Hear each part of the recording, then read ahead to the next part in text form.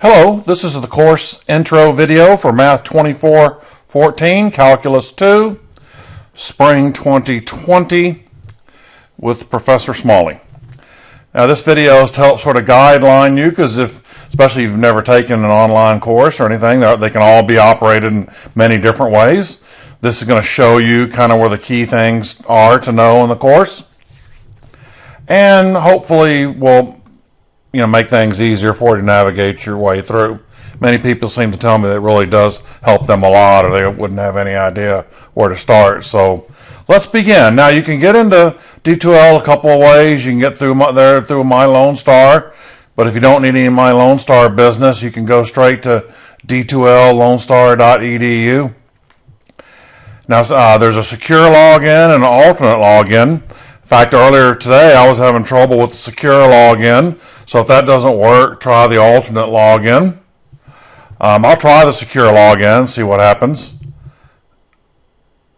Well, I don't really want to go to that. I'd rather go to let me go back again, because that was going to take me to My Lone Star, and I didn't want to do that. So, all right, so let's see. Yeah, the alternate login then is just taking me straight to D2L and bypassing My Lone Star.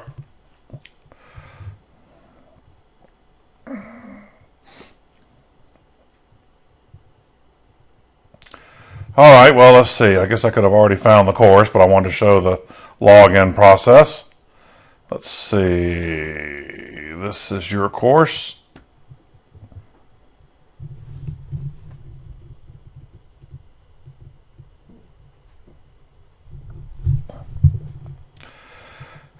And I've already made an announcement, but then I haven't mentioned that this video is ready yet. So now what I'm going to do is I'm going to take you, the main things here are content, grades, that's just going to store your grades, and then course activities, quizzes. Those are the main things. Quizzes is going to actually mean quizzes and exams. Well, let me go to content. We're going to kind of go through the syllabus real quick, because you can read that, and it's going to be there all semester, and you can ask me any questions later about that, so I don't want to spend a lot of time on that. So here's the syllabus. So we've got these folders on the side: course, syllabus, and other assorted documents. There's some good information in that folder. It doesn't hurt to go through there looking around. Sometimes people will email me a question they could have easily found right there and saved some time. I mean, it doesn't bother me. I'm just saying they could have saved themselves some time by just looking around through here. So let's go syllabus.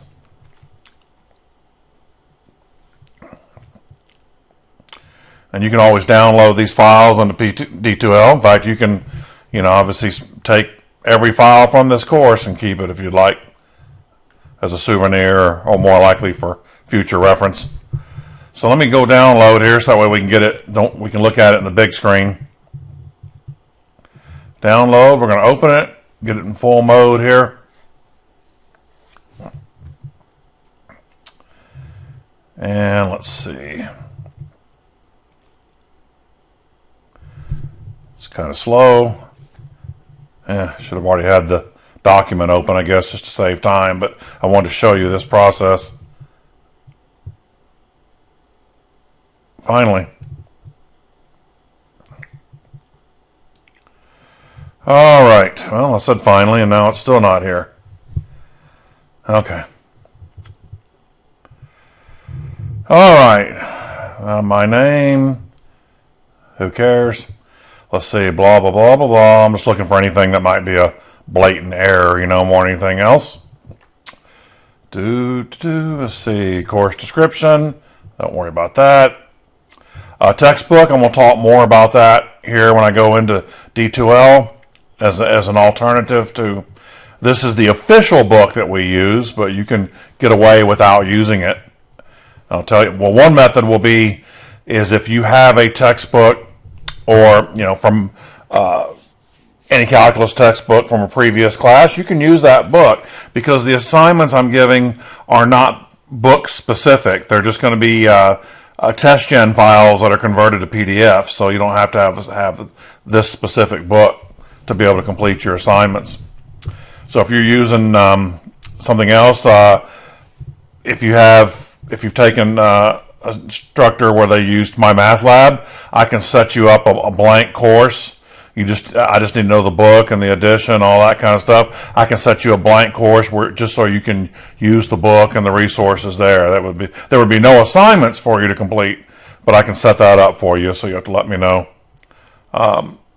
Someone has already contacted me about that because they took Professor Zachary at online for Cal 1 at Tomball, and I know she uses a My Math Lab book. So I'm happy to create a course code for you on that, where you can have complete access and you don't have to go buy this book. Calculator, regular graphing calculators are fine, but not TI-89s. I'm not sure if 92s are even around, but the Inspire CAS is not allowed. The Inspire CX is okay, but not if it says CAS, because it can do the algebra stuff. That's the kind I borrow on exams, algebraic. I don't care about numerical or graphing capabilities, but I do care about if it can do algebraic derivatives and antiderivatives. And then I have videos posted, and then I just mentioned Khan Academy, but there's tons of sites out there if you want to use other ones. This calcchat.com gives it's a website that gives you answers to odd problems in the book. All right, let's go down here and see real quick how we get a grade. I'll have some homework problems listed just for suggested practice. Those won't be the required assignments. The next part, these quizzes, that will be the required assignments. There will be 10 of these. They're more like homework sets and quizzes because you'll see when we get it back to D2L, you have the problems in advance. They're not like an exam you'll take in real time, but you'll have these problems in advance, and then I'll show you where you'll submit your answers. There'll be multiple choice, and you're going to submit the answers online. So I just haven't changed the name. I just keep them called quizzes. Who cares? I ask people, should I ask my face-to-face, should I change them to homework? They go, nah, nobody cares. It doesn't matter. So there's 10 of these. Lowest 4 will be dropped. It says right here. And the best 6 is average to what's called a quiz grade. The average, so if you have like 6 100s, you don't have to have all 100s, obviously, but your quiz grade would be 100. So here I'm talking about, I'll show you in D2L where that's located. All right. Oh, sometimes I'm mentioning here, when you do these in D2L, it may scramble the answer choices, so be careful. It's not changing the numerical values. So if you work a problem and you know the answer is pi over 2, if it was A on the quiz, don't worry about where it is when you take the online quiz. You're looking for pi over 2 in case it's not answer A. I don't do that on purpose, but sometimes it does that. So just be careful when you're bubbling your answers in the actual D2L quiz. We've got 3, in class is probably not the right phrasing here, but 3 exams that you'll take in a proctored environment. We'll talk more about that. Proctor Testing Center. For the first 3 exams, you're allowed to use 8.5 by 11 sheet of notes, one side only. For the final, you may use a sheet with both sides, so you can just put whatever you want on there. Sometimes I give a few things, but I'll let you know in advance what, if anything, specific is going to be given. In other words, I don't think so, but it'll say this would have been more for Cal 1. But if there was some sort of geometric formula, we're not doing related rates on this class. I'm sure you're disappointed. But for example, like the volume of a cylinder or something, or a sphere, I wouldn't expect you to have that written down. That's obviously something I would give you. But I'm just trying to think, because I don't know if that comes up in this class at all or not. So it may not matter, but that's what I meant about stuff that, I would certainly provide without having a note to put on your note sheet. So, all right, so there's that. I got that highlighted in red. So one side, both sides. no classroom attendance. Now I'm going to either I might just give a assignment where you just have to click yes or no or something and reply to it, or I might look in D2L and see who's at least participated. But they're getting really strict about making sure that you need to make sure you get in that, either do the assignment I ask. I may not do it, but if I don't, then I'll mention I'm just going to check that you have gone into D2L. It shows that you're participating, because if someone doesn't go into D2L at all before the ODR date of 1/27/20, then I'm going to drop them from the course, meaning that's considered non-participation. You don't have to send me any kind of messages, hey, I'm here, or anything like that. Don't worry. No, I can see who's logging in. I'm not saying you have to necessarily completed anything at that time. You just have to show that you've gone into D2L, and that's considered participation. And then after ODR, I don't drop students. If you're in after ODR and you want to drop, that would be your responsibility to do so. All right, let's see how we get a grade. Now, there's that quiz grade I was talking about. Everything's pretty equally weighted here. You have exam 1, exam 2, exam 3, and the quiz grade. They're all 25%. The final exam is 25%. But notice I'm taking the best 3 out of those 4. Because a lot of times people will ask me, hey, are you dropping the lowest exam? I don't really want to answer it that way, because it means the quiz grade has to count. So someone can't drop a low exam and then also not do the quizzes. Now, the quiz grade is going to help 99% of the people. You're going to have the occasional person that's going to make excellent scores on all the exams, and maybe their quiz grade's a little bit lower. But most people are going to need that quiz grade for this course to be one of your counting grades. So that's a very important grade. But theoretically, though, like I said, the quiz grade could be the dropped grade. Like if you had 90, 90, 90 on the exams and 80 on the quiz grade goes. So when someone asks me if I'm dropping an exam, that's only if the quiz grade counts, so keep that in mind. So focus on the quiz grade. And then, yes, if the quiz grade's above all your exams, then the lowest exam would be dropped. That includes if you didn't take an exam for whatever reason. That doesn't matter. I mean, if your exams were 100, 100, 0, to me, that's no different than 100, 100, 60. Sometimes students worry about, if I don't take the exam, does that mean it doesn't get dropped? No, it's not that technical. A 0 is the same as a 60 if it's going to be the drop score as far as I'm concerned. So those are all 25%, the best 3 of those, and the final's 25%. So it's all equally weighted. Now, they started requiring us about a year or so ago that we're supposed to put a tentative course calendar in here. All right. Now, do not worry about this at all. I mean, it's kind of a way to help pace yourself, this, that, and the other, but it's not important in the sense of what I talk about, what's called the D2L calendar. The D2L calendar is extremely important because that contains actual due dates for quizzes and exams. This is just something they wanted us to put in there. So if I'm off a little bit here, I got the sections right and everything, and they're kind of color-coded by each exam, but still, you don't have to be on this exact pace, obviously. So, you can't fall too far behind because you have, assignment dates you have to keep up with. So this is not important. We had to put it there. So don't worry too much about that. But the D2L calendar, very important. Okay. Let's see. I think these should be okay. I might need to double check these exam dates. So I'll mention it in D2L, of course, in an announcement. Always pay attention to my announcements. Let me double check these dates, but to kind of give me an idea, I might need to modify them a little bit. But not much. They're close. The final's already correct. And so, okay, so that changes. Don't mark that in your calendar, personal calendar, just yet or whatever. But anyway, that's there for now. It gives you a rough idea. And proctoring, the exams are automatically sent to every Lone Star testing center. So it doesn't matter that I'm at University Park. That test will be at Kingwood, North Houston, Montgomery, it will automatically be everywhere. And, you know, the North Harris, I'm sorry, LSC, they don't require appointments, but you got to get there, you know, more than an hour before closing, but you should get there way before an hour before closing. The first 3 exams are going to be like 20 questions each, and I think the final is probably 25 or whatever. And I'll allow a lot of time. I usually, for the first 3, I give like 4 hours or something like that.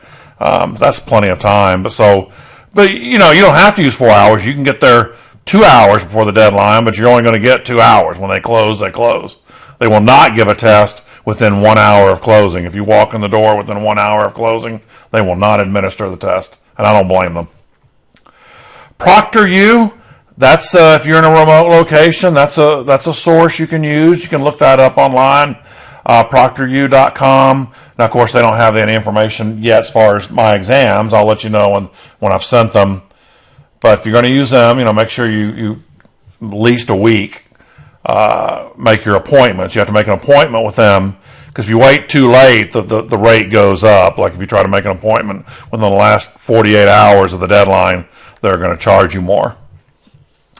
So just keep that in mind. And then also, if you have you're at a university or somewhere near a convenient community college, you can use that as a testing environment if you want to. Now, I'm not too keen on libraries. I don't want to use a library. Is not good enough, because they're not there to they're not set up to proctor people. You know, they're there to do their library functions. So you can't, you know, I don't want to use any libraries. You know, you can't say, you know, can my Uncle Steve proctor it in his garage or whatever? No, that's not going to work. But if you want to say, can you send this test to Texas A&M, you know, or can you send this test to UT Austin or Sam Houston State? Yes, those are all valid testing centers that can be used. So if you're out of town, you could decide, and you're somewhere at one of those institutions or something, you can decide, you know, whether you could go the ProctorU route or you could go that testing center route. You're going to have to pay either way, most likely. So, well, definitely for ProctorU, and I'm pretty sure, I know A&M and UT, they all charge a fee for tests that are taken that are not for that at that campus. If it's not a UT Austin test, they're going to charge you for an outside test. So, all right. So you got a little time to think about that. So, all right, let's see what else we got here. Probably nothing. Yeah, you can just read. Oh, okay. Yeah, we trimmed this down a little bit. They put a link here, less pages. So that's really that's the end of the syllabus. So let's go back to the content part and where you need to take a look at. And back here, let me go back to the first part, course syllabus, other assorted documents.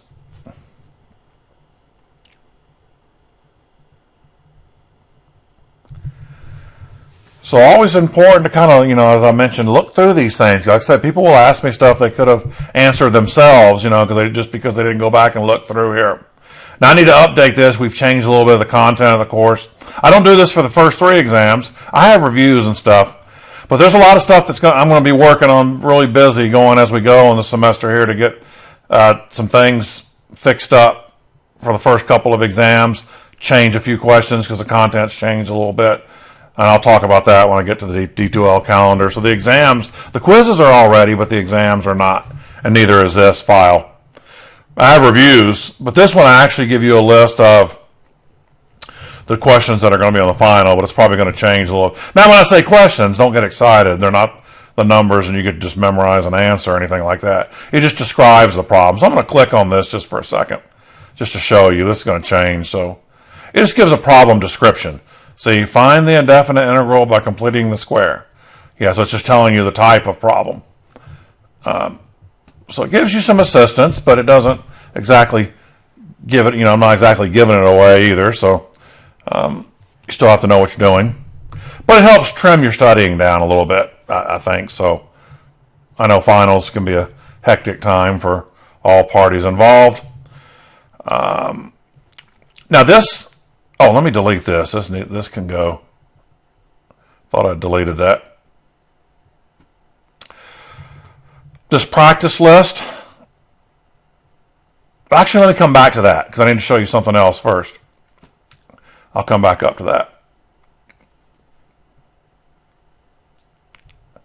I've got some formulas that they're not with the exams, but obviously you'd want to put some of these on your personal sheet. I'm thinking about this way I used to do it. I'm thinking about going back in future semesters to where I just provide this formula sheet instead of the note sheet, but not this semester. Same thing with the trig. I'll think about how I'm going to handle that too. And here's just a kind of a summary of derivatives and integrals document. Yeah, now this, and I'm going to show you how to do this, but this shows you how to enter your D2L quiz. Either I'm going to show you, and this one, when you're how to review your quiz and exam submissions, I'm going to explain that real quick. But you can come back to this document without having to rewatch the video or have me explain how to do it, because it is just go in there and look and see if you can remember that this is even here, you know. So, okay, a bunch of links here. All right, this one's very important. Talking about book. All right, I showed you the official book for this course, which you don't have to get because you can use any book if you have, or this tab called Other Resources is a very old edition of a textbook that you may use, several editions old.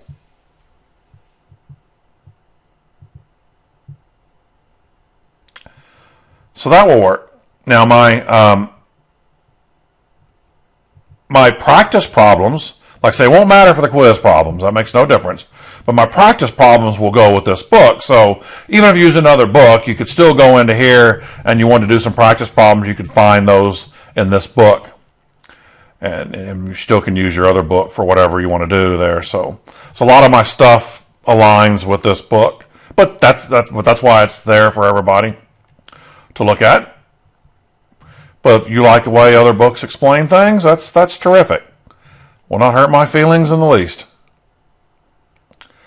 So that Other Resources is that book. That's important. Now I'll go back to that file I want to show you. All right, so let's go up here. This homework list is just a practice list. Now what I've done to revise this a little bit,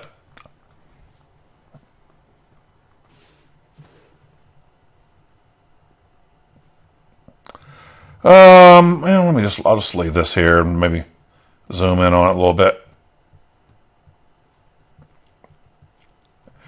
This shows you, just like my notes will here in a minute, this shows you the sections that are covered for each exam. Now, the left-hand column is the section, it's kind of weird, it starts out with 8.7, then back to 5.8. That's based on the new textbook that I'm not really using, but this shows you the section number of that book I just showed you in that file. This is the section number that's in that current Larson book. If you happen to have that and you happen to be using that, that's the only difference, is just where the sections are located. And these problems, I haven't made a homework list for the 11th. I probably don't need to, because if you can, since you have access to that 9th, you can go get them right from there. So I don't think it really matters that much. But it's just a list of practice problems. So now you see how everything's organized. We have exam 1, 2, and 3. Now there's 4 sections there at the end that are not on exam 3, but they will be on the final. And they're not a heavy part of the final, but I wouldn't do that. You know, it's just won't be maybe 3 or 4 questions tops. So there's how the sections are all organized. So there's no doubt what's going to be on every test. All right, let me get out of this now, so that takes care of that. So hopefully there's not anything too confusing there.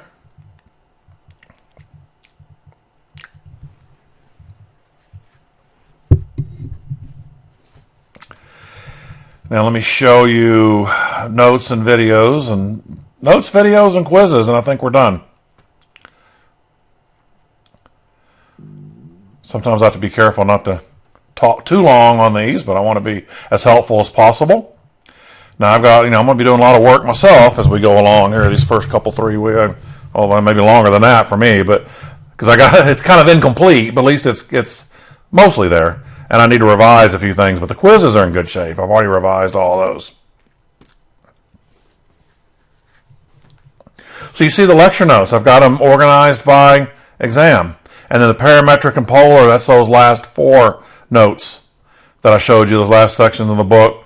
Here's some, I don't know if you need the pre-cal notes, but there's some Cal 1 notes, especially some of you, depends on how you did in Cal 1. You know, if you just squeak through with a C, you're probably going to need to be doing a lot of prep work on derivatives and antiderivatives. That's the main thing, derivatives and antiderivatives. Don't worry about related rates or all that graphing stuff. It's okay if you don't have that under control. But you've got to be able to do basic integration, including U substitution, or you're going to struggle badly. I'm just being honest with you. Well, the first section's on limits now, so you won't worry about having to integrate too soon, but it's really going to be a killer as we go down the road if you're not up to speed on that kind of stuff. Yeah, this section, so this is actually 8.7, but in the new version of the Larson book, it's now earlier. It's in Chapter 5, so I'm putting it right up there. It didn't have to be in Chapter 8 where it was. I can see why it's right here. It's a limit and derivative type section, so we go through here. Now there's a 7.3 volume shell method that I need to create some notes for and add that, and I'll be doing that. Hopefully in the next couple of weeks, have that posted and ready for you. So it's already missing a section right there.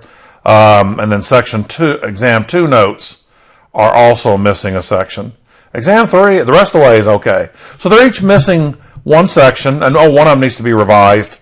Make myself a note, 8.1 needs to be revised a little bit. So I got some playing around to do with these. But you see, the idea here is that they're all organized. There's one more section short there that I need for here. But they're all grouped by exam, so I think it's pretty straightforward in that aspect. Last thing we want is to be disorganized here in an online class. Don't want to make your life any more miserable. So that's pretty straightforward there, other than stuff I need to do here, because I was just going to say, that way, if you look at that other list and go, hey, I see volume shell method, but it's not in your notes, that's why I wanted to say it here, that, yeah, there's a couple sections, also numerical integration. So that's okay. So I've got some things I'll have to be doing there, and also that means my videos will need to be revised, or actually create new videos and add a couple, but we've got notes, videos, and we've got videos of me explaining the notes. Verbal explanation of the same notes. All right, so I need to move that one from 8.7 right there above. Okay, I better do that soon. That should be right on above this one. All right, and then there'll be a new one there for 7.3. All right, so I need to work on that. I need to do that first thing after this video is over. All right, so you got the videos, good stuff there. I have the videos for those Cal 1 files also. So you have my lecture videos to help guide you, obviously. I think that's important. And then what else? Reviews and quizzes, and we're done. Those Cal 3 notes I just put in there that, let's say you took Cal 2 and you're going to be taking Cal 3 someone else. Open those up and keep them, download them. You can find, I have videos, not post links to videos here, but on my YouTube channel, you'll see what it is. When you look at a video, you see what it is. It's math space prof space small SMALL. And yeah, and you can find the videos for each of those there. So let's look at the exam reviews, and let's look at so I said they're going to need to be modified. So I've got, let's see. All right. So here they are, sample problems for exam 1. The solution, now the sample problems I think has answers at the very end of the file. So when I say solutions, that means my worked out solutions of me working them out. And then the video is me explaining the worked out solutions. I don't actually write whenever I do the videos. You'll see, you may not like that. Hopefully it won't be too much of a problem, but I sort of do a follow the bouncing ball kind of thing where I just verbally explain the steps and, move the cursor ball around where you can see it instead of actually writing it out. The videos, I kind of broke them up in sections. Like a lot of these are all going to be redone. Well, modified, I should say, because they're not completely worthless. It just needs to be edited a little bit. So, as I mentioned, there's a new section coming in, and I guess a smart thing would do, I try to keep them in content order, but in this case, though, maybe it might be quicker and easier for me, to just tack on at the end, and create new problems and a new video. Yeah, I did those videos in different sections like that because I was having some trouble when I was first using this software, that it was kicking me out, and nothing more annoying than do like 30 or 40 problems and then the file crashed. So I said, let me just break them down into segments and to keep my peace of mind and not start throwing my computer around the room. So, so I did them in little blocks, and so it wasn't less likely to crash on me. So there we go. So this goes all the way through here. Exam 1, Exam 2, Exam 3. Expect announcements coming from me, how they've been modified. Keep you updated. Obviously, when I change something, I'll keep you updated, of course. So let's see. That takes care of that. The last thing we need to talk about here is quizzes, and we're done. Quizzes, how to find them. So the quizzes on the left side are the files themselves. These are the PDF documents. Now, quiz 1 is the only one that has 20 questions. The rest of them all have 10. So you have access to these in advance. So the idea is you work these in advance. You don't open you open this, click on this, but you don't open, I'll show you where the quiz is in D2L. You don't open that until you're ready to submit all your answers. This is not like My Math Lab in the sense that you don't really go in and out, back and forth. If you ever used My Math Lab, you go submit a few, go do a few later. You need to submit them all at once. I thought I clicked on quiz 0. Well, there's quiz 1. That's all right. I'll go back to quiz 0. So you see, you go down here. There's these problems. There's 10 of them. You work all of them, you get your answers, then you go submit the results. And like I say, quiz 0 is the only one that has 20 because it's a review quiz. It's it's beneficial to see where you may have some issues.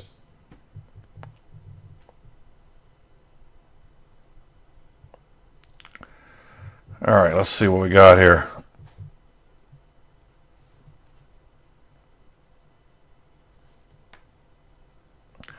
I actually probably could put a few more things in the future, but I may edit this. But actually, you'd be surprised some of the really bad algebra mistakes I see from people. So I kind of put these in there, which if you know what you're doing, they should be answered in about 2 seconds. But there's some other bad algebra mistakes I see also too. But I won't see it as much from you being online exams, but just that can be frustrating for you when you can't get the right answer because you're making that mistake. So the rest of these are just Cal, review stuff. Now I mentioned up here, it depends on what your Cal 1 covered. So you may have to look at some of my notes and stuff from my Cal 1 notes to get up to speed also. So, especially some of the stuff because we've now moved inverse trig derivatives and antiderivatives to Cal 1. You may not have seen that, but you can watch those videos, look at those notes, and try to get up to speed on them. You can ask me questions. So basic derivatives, product, quotient, chain rule, obviously you should have seen those. This, basic U sub and basic trig functions. We're going to do more advanced stuff with trig functions in this class. Differentiation, integration of exponential, like e to the x, natural log of x, and now the inverse trig, like inverse sine, inverse cosine. Now the derivatives aren't for the inverse trig, they're just formulas, so you should have no trouble learning those, but obviously integration's a little more of an art form, but they're not too bad. They're right here at the very end of it. They're the last, how many? Let's see, the last 5 or so, 4 problems maybe. So see, it's asking you to find the derivative inverse sine, inverse tangent. And here's 3 integrals that lead to, you see the answers are inverse functions. So you have to look at what those integral forms. I'll give you a hint on this one. You have to split it up into two integrals. That's why there's two answers, you know. You can split the numerator 8 over the bottom plus 4x over the bottom and integrate them separately. All right, so that's the only one that has 20. The rest of them are 10. Okay, so there's where your quiz files are. And that's what I was talking about, why they're not book dependent. Anybody can be using any book, and you're all doing that same quiz. So I don't like things to be book dependent because I don't want, these books are so expensive anyway. I don't like people being penalized for coming from somewhere else to take this class and having to pay some outrageous amount for a book. You should only have to pay it once to be able to use it. All right, enough of my babbling there. One last thing, how to do the quizzes. Last topic. Now, there's no dates or anything on these yet. Okay, you're going to see, well, they're opened, but they'll all have closing dates. And the key is you have to open it before it closes. I think it's like 60 minutes. But remember, you're not taking the quiz. You're just entering 10 answers. So go slow, but 60 minutes is more than enough time. So you got to, usually I make them do like, for consistency, like all of them are due like 11 p.m. on certain dates or whatever. So let's just say, I'll put a due date in here for this one. I may change my mind, but just so you can at least see something. Give you a little time to get started and then, you know, catch up a little bit and maybe make this due date near the end of week 2 or somewhere. You know, I may go back. Well, I'll tell you what I'll do is I'll pick a date right now I won't change it to earlier than that. How's that? I will do that. But it may, you know, if I change it, it'll go later, because that's the worst thing I could do is move it backwards, you know, and you think you have more time than you do. So, all right, so we'll just say, I don't know, maybe Tuesday of next week, 11 p.m.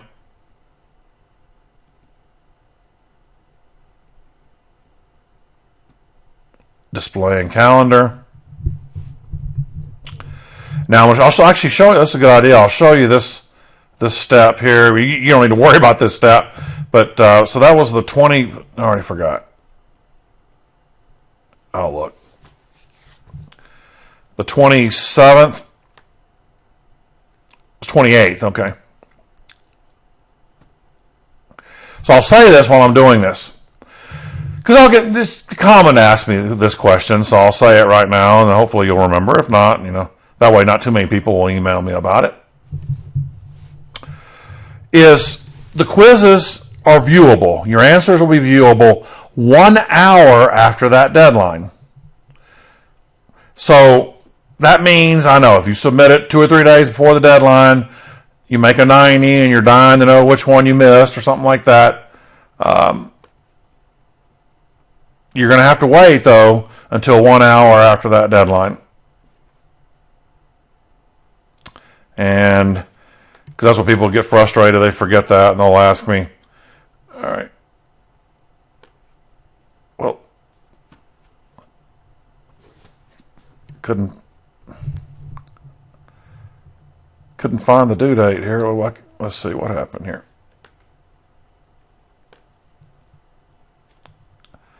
Oh, I think that's me here. Okay. Oh, yeah.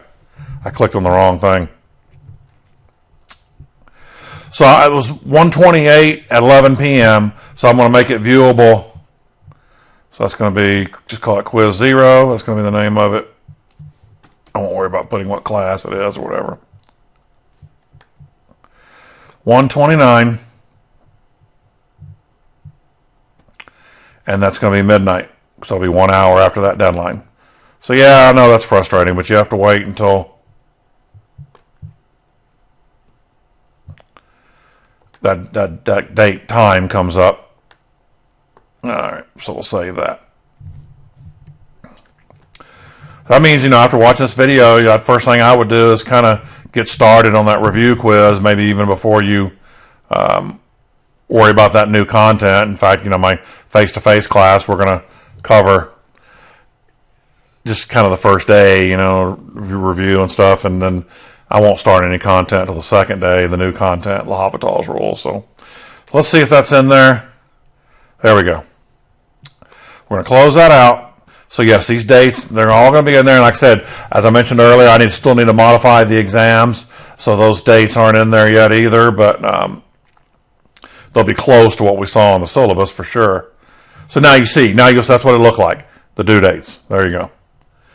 Might look a little bit different from your perspective, obviously, because so I got to fix all these up here, so which I will do. All right, now let's go back to quizzes. Let me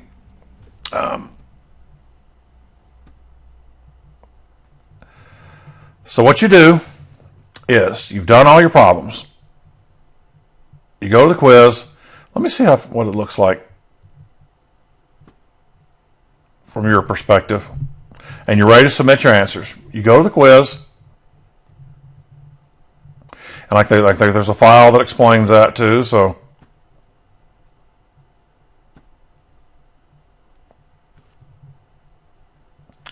and yeah, so you click on it.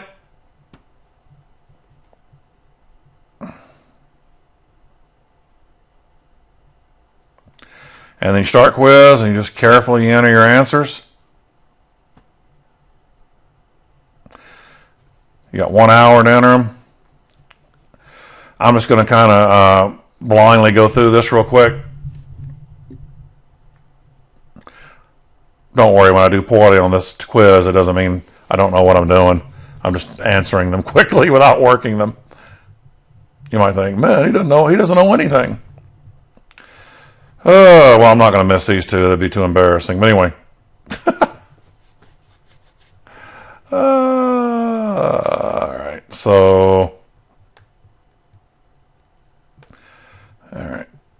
Now I'm just going to start. So don't assume the rest of these are right. I'm just literally clicking stuff here. Click a lot of A's there because they're the first one that pops up. Let's see.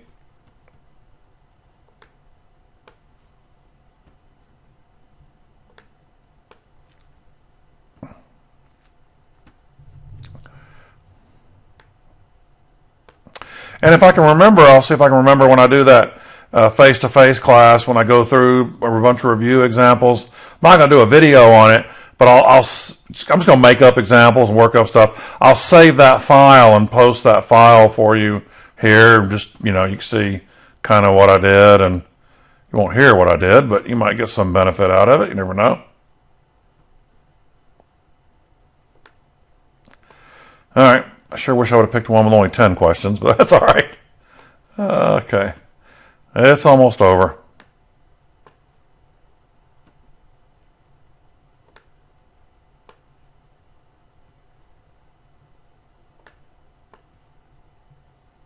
Submit quiz. Oh, I only answered 18. I guess sometimes, you got to wait for it to. So a couple of them didn't. I moved on and they stayed blank. Who cares? It doesn't matter. Well, it might give me some sort of message it didn't like. So some of those I moved so fast the dot didn't lock itself in. Where did that happen though? Why do they look all? See, it says saving. I'll just pick a new answer and see if it likes it. Well, I don't care at this point. This video needs to end. There we go. I'll pick a new answer here. Some reason, okay, now they should all be saved. Yeah, submit quiz. It'll tell you your grade, but like I said, you can't actually view it until that hour after that deadline.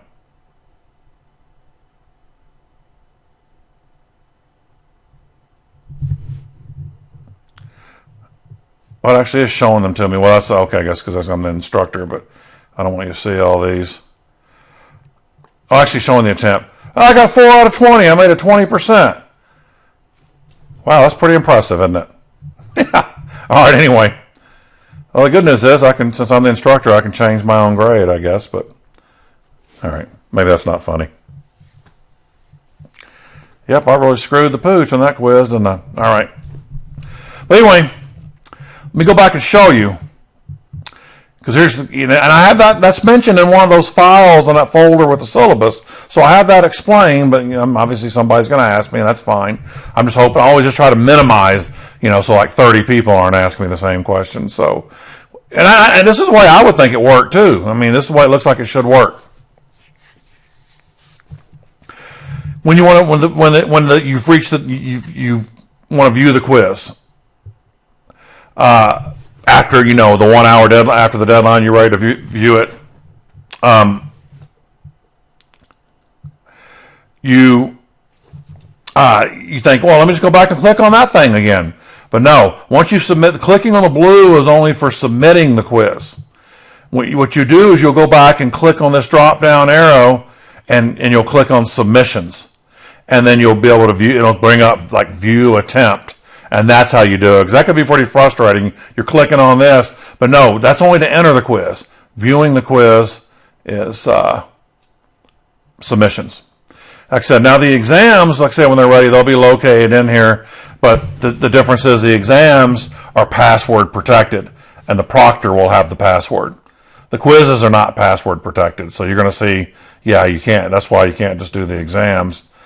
So I'll try to get them all sorted out. But yeah, you'll see exams in there at some point. So, well, all right. So once again, I probably babbled on too long, but I'm just trying to be as helpful as possible as I can. So best of luck, and let me know if there's anything confusing you're not sure about. And I hope you have a great semester. Thank you.